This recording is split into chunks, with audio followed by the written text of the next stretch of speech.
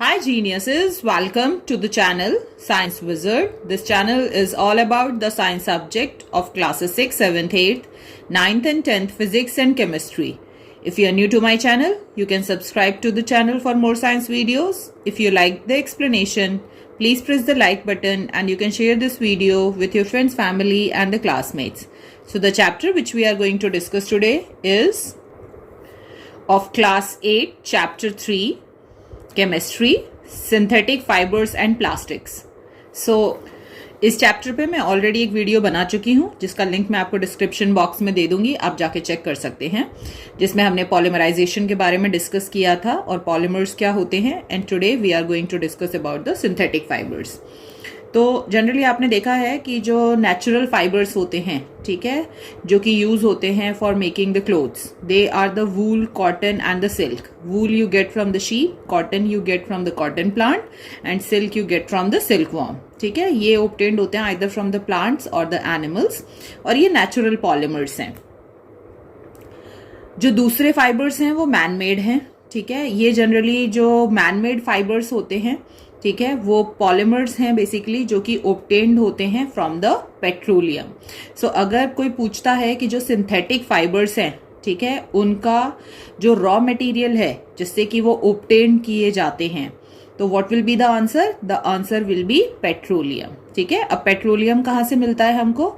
Generally जब fossils जो होते हैं, जो डेड रिमेन्स होते हैं प्लांट्स और एनिमल्स के, जब वो मिट्टी के नीचे दबते जाते हैं, ठीक है, तो जब वो बहुत अंदर चले जाते हैं, जहाँ पे बहुत ज़्यादा हाई टेम्परेचर होता है और हाई प्रेशर होता है, ठीक है, और वहाँ पे जो माइक्रोब्स होते हैं जो कि एनारोबिक रेस्पिरेशन करते हैं, उनकी प्रेजेंस में जो डेड प्लांट्स और एनिमल्स होते हैं, they convert into the coal and petroleum. तो जनरली जो सी होता है और जो ओशियन होता है, उसका जो बेड होता है, उसके नीचे से ये पेट्रोलियम निकाला जाता है। इसको क्रूड ऑयल भी कहते हैं।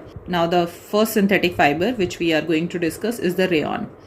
जो सिल्क होता है वो एक नेचुरल फाइबर है जिसका कि बहुत अच्छा टेक्सचर होता है, सॉफ्ट होता है और शाइनी होता है। ठीक है, और एक्सपेंसिव भी होता है क्योंकि ये डिराइव किया जाता है फ्रॉम द सिल्क वॉर्म्स। तो जनरली एक अटेम्प्ट किया गया in order to make the synthetic fibre जिसकी जो प्रॉपर्टीज़ हैं, जिसका जो टेक्सचर है वो ऑलमोस्ट सिमिलर हो with that of the silk. ठीक है, शाइनी भी हो, सॉफ्ट भी हो। तो at the end of the 19th century, ठीक है, ऐसा एक सिंथेटिक फाइबर बना लिया गया जिसकी प्रॉपर्टीज़ जो हैं, जिसका टेक्सचर जो है वो एग्जैक्टली सिल्क जैसा था। ठीक है, और जब साइंटिस्ट ने उसको बनाया तो उसका नाम दिया गया रेयॉन, और ये एक आर्टिफिशियल सिल्क है। ठीक है, तो क्योंकि ये एक आर्टिफिशियल सिल्क है, ये प्रोसेस करके बनाई गई है, सो इसीलिए ये जो नेचुरल सिल्क होता है उससे सस्ती होती है। और एग्जैक्टली जैसे सिल्क फाइबर को आप वूवन कर सकते हैं, वूवन का मतलब होता है बुनाई कर सकते हैं, वैसे यहाँ पे भी जो आर्टिफिशियल सिल्क है रेयॉन, इसको भी उतना ही ईजिली वूवन किया जा सकता है और इससे सिल्क के कपड़े बनाए जा सकते हैं। अब ये जो रेयॉन है, ठीक है, इसको बनाने के लिए नेचुरल रॉ मटेरियल ही यूज होता है and that raw material is the wood pulp. अब ये जो वुड का पल्प है, इसी को केमिकली प्रोसेस करके रेयॉन बनाया जाता है।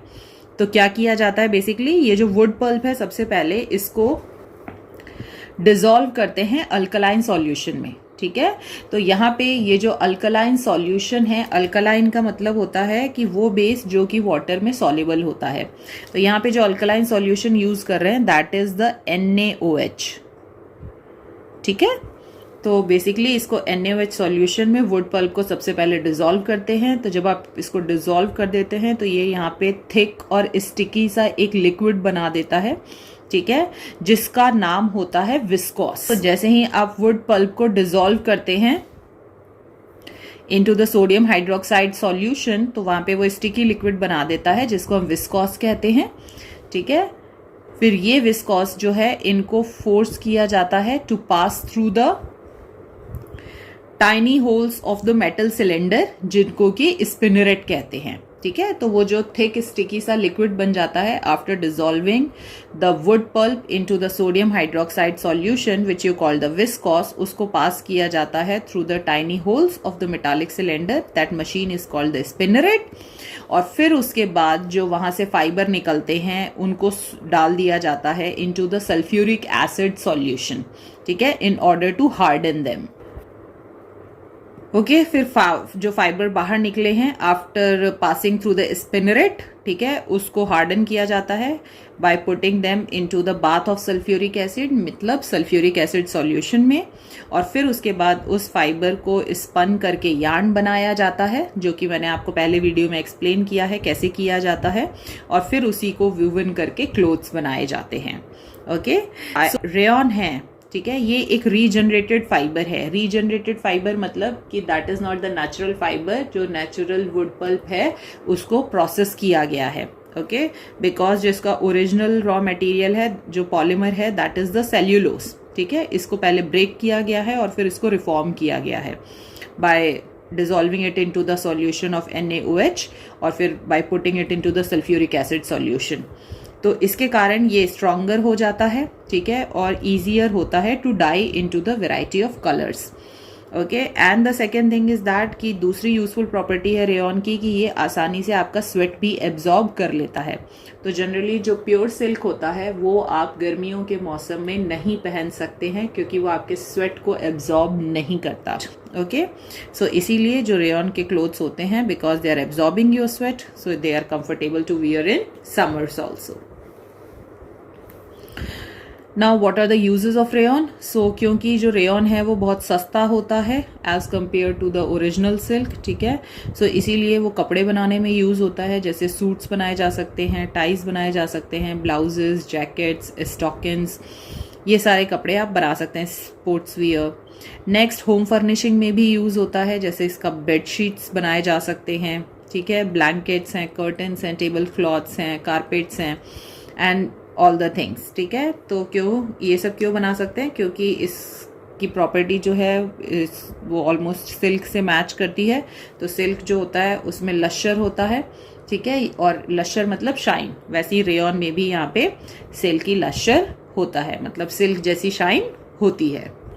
Now the next we are going to discuss is the nylon, ठीक है। तो नायलॉन जो है वो सबसे पहला सिंथेटिक फाइबर है जो कि टोटली केमिकल से बनाया गया है, ठीक है, क्योंकि रेयॉन जो है वो सबसे पहला सिंथेटिक फाइबर है, बट वहां पे जो रॉ मटेरियल यूज किया गया था that is the natural raw material, that is the wood pulp, जो कि सेल्यूलोस है, ठीक है। बट यहाँ पे जो नायलॉन है वो टोटली केमिकल से बनाया गया है। अब ये जो नाम है इसका, ये नायलॉन क्यों पड़ा है?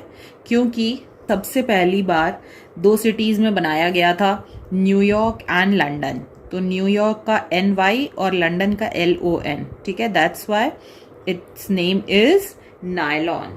ओके, अब ये जो नायलॉन फाइबर है ये बहुत ही स्ट्रांग होता है और इलास्टिक होता है, ठीक है। स्ट्रांग तो आप समझ ही गए होंगे, इलास्टिक का मतलब होता है कि it can be stretchable to some extent, ठीक है। In fact nylon thread is stronger than the steel wire. तो जो स्टील की वायर यूज की जाती है उससे भी बहुत ज़्यादा स्ट्रांग होता है। तो ये जो नायलॉन का थ्रेड है, ठीक है, ये बहुत ज़्यादा यूजफुल हो सकता है हमारे लिए। इट इज़ लाइट, सबसे पहले हल्का होता है। रिंकल रेसिस्टेंस, मतलब इसमें कोई भी रिंकल्स नहीं आते हैं। रिंकल्स का मतलब होता है जैसे आप वॉशिंग मशीन में कपड़े धोते हो ना, तो आपने देखा होगा जो प्योर कॉटन के कपड़े होते हैं, जब वो वॉशिंग मशीन में से निकालते हो तो उनके ऊपर बहुत सारी झुर्रियाँ सी पड़ जाती हैं, उनको आपको प्रेस करके हटाना पड़ता है। तो ये जो नायलॉन है this is the wrinkle resistance, इसके ऊपर कोई रिंकल नहीं पड़ता। आप वॉशिंग मशीन में डाल के धो लो, बाहर निकाल लो, जैसा पहले था वैसे ही बाद में भी रहता है, एग्जैक्टली सेम, बिना प्रेस किए भी पहने जा सकते हैं। It is also the wear resistance. Wear resistance का मतलब होता है कि जैसे कॉटन के कपड़े हैं आप 3-4 महीने लगातार पहन लो तो वो जल्दी से फट जाते हैं, ठीक है। बट यहाँ पे ये जो नायलॉन है क्योंकि ये बहुत स्ट्रांग होता है, तो यहाँ पे आप इसको कितने भी मंथ्स तक, कितने भी ईयर्स तक पहनते रहो, जल्दी फटते नहीं हैं, ठीक है।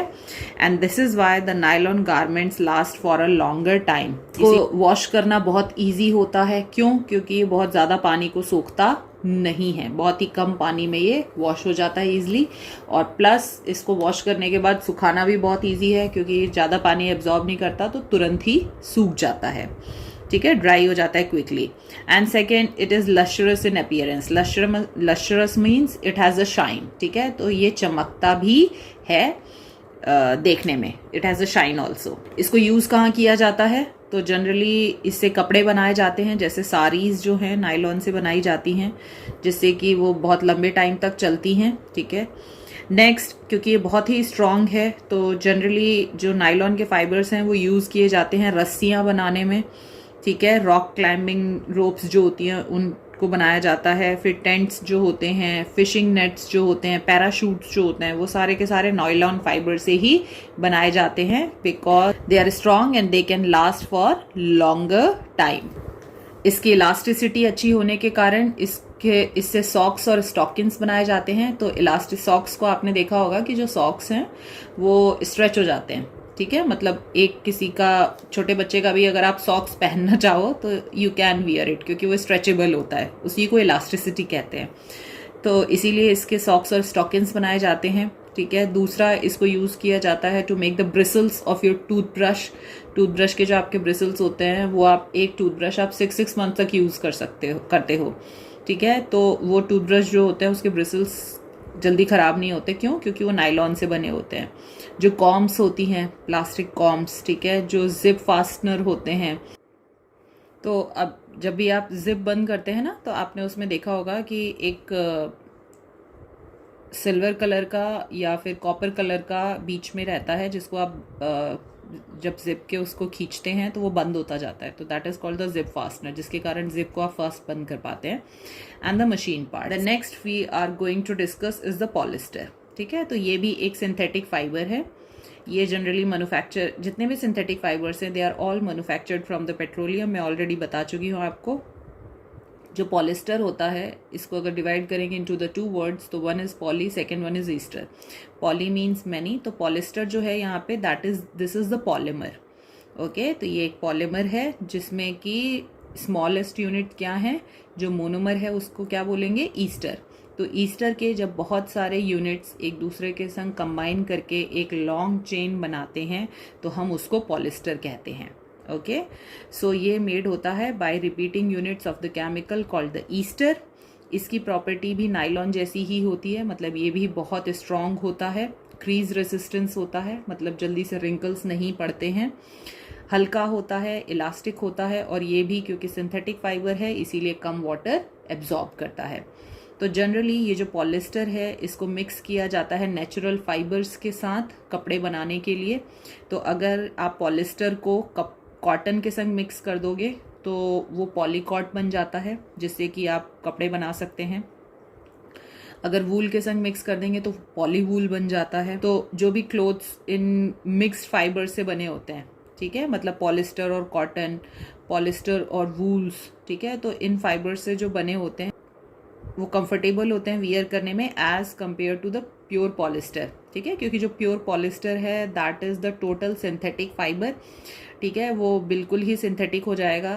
तो उसके कंपैरेटिवली में अगर आप उसको नेचुरल फाइबर के संग मिक्स कर देंगे तो वहाँ पर उसको पहनना आपके लिए ज़्यादा इजी हो जाएगा, ठीक है। वो उसकी सॉफ्टनेस भी बढ़ जाएगी, और दूसरा कि वहाँ पर वो आपके स्वेट को भी थोड़ा बहुत एब्जॉर्ब कर सकता है, तो उसके लिए आप उसको वियर करेंगे तो थोड़ा कंफर्टेबल होगा वो, ठीक है। अब कौन कौन से पॉलिस्टर्स होते हैं, जैसे टेरेलिन है, टेरीन है, डैक्रोन है, ये different type of polyester fibre है। तो यहाँ पे आप देख रहे हो कि एक फैब्रिक है टेरिकॉट, ठीक है। अब ये जो टेरिकॉट है फैब्रिक, ये तब बनता है जब हम टेरेलिन, जो कि एक पॉलिस्टर है, और कॉटन, इन दोनों को मिक्स करते हैं।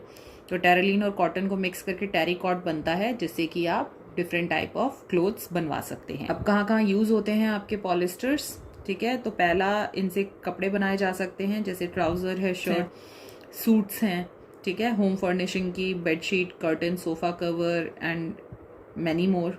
या तो आप सिर्फ पॉलिस्टर ही यूज़ कर सकते हैं, और नहीं तो इसको नेचुरल फाइबर के संग आप ब्लेंड भी कर सकते हैं। जैसा मैंने आपको बताया कि कॉटन के संग मिक्स करेंगे तो पॉलीकॉट बन जाएगा और वूल के संग मिक्स करेंगे तो पॉली वूल बन जाएगा।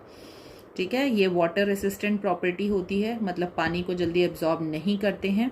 तो इसके लिए अगर आप कपड़े इनसे बनाते हैं तो वो ज़्यादातर वेट और डैम्प एनवायरनमेंट में भी कंफर्टेबल रहते हैं।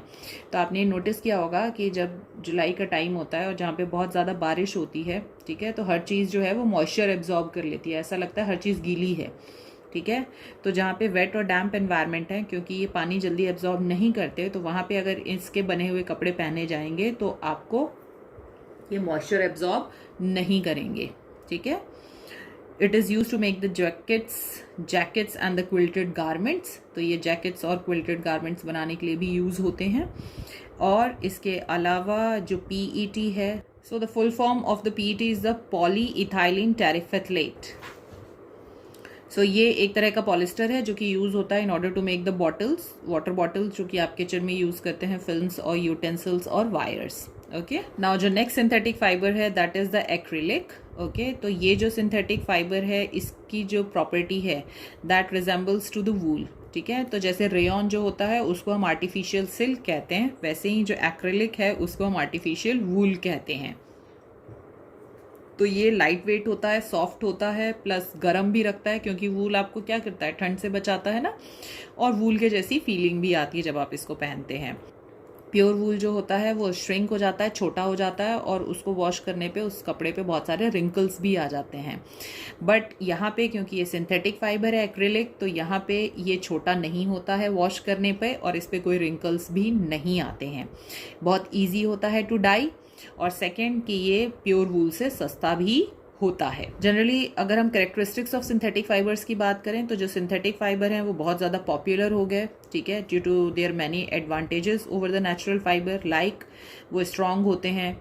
ठीक है, उनमें क्रीज नहीं आती, मतलब रिंकल्स नहीं आते जल्दी, इलास्टिक होते हैं, कीड़े नहीं लगते उनमें जल्दी, ईजिली वॉश कर सकते हैं, ईजी टू ड्राई होते हैं, they are cheap as compare to the natural fibre, और प्लस वो वियरेबल रेसिस्टेंट होते हैं, मतलब लंबे टाइम तक लास्ट कर सकते हैं। इन सब प्रॉपर्टीज़ के कारण जो सिंथेटिक फाइबर हैं वो ज़्यादा यूज़ में आने लगे as compare to the natural fibre. But अगर देखें तो what are the drawbacks of the synthetic fibre. So generally ये वाटर और स्वेट को एब्जॉर्ब नहीं करते हैं एज द नेचुरल फाइबर। तो अगर आप गर्मी के टाइम में कोई सिंथेटिक फाइबर पहन रहे हैं तो आपके स्वेट को एब्जॉर्ब नहीं करेगा, और प्लस आपकी स्किन से चिपक जाएगा। ठीक है, आपके बॉडी में चिपक जाएगा, और जिसके कारण कि ईचिंग और रैशेस हो सकते हैं, और वो आपके लिए अनकंफर्टेबल हो सकता है। प्लस ये जो सिंथेटिक फाइबर्स होते हैं ये बहुत ही जल्दी फायर कैच कर लेते हैं, और जनरली जो प्लास्टिक होता है आपने देखा होगा कि वो मेल्ट होने लगता है जब उसको गर्म करते हैं। ठीक है, तो अगर आप कोई सिंथेटिक फाइबर पहन के किचन में काम कर रहे हैं तो वो जल्दी आग पकड़ सकता है, और दूसरा जब वो आग पकड़ता है तो वो मेल्ट होने लगता है और आपके बॉडी के साथ ही चिपक जाता है, जिसके कारण कि बहुत सीवियर बर्न इंजरीज हो सकती हैं।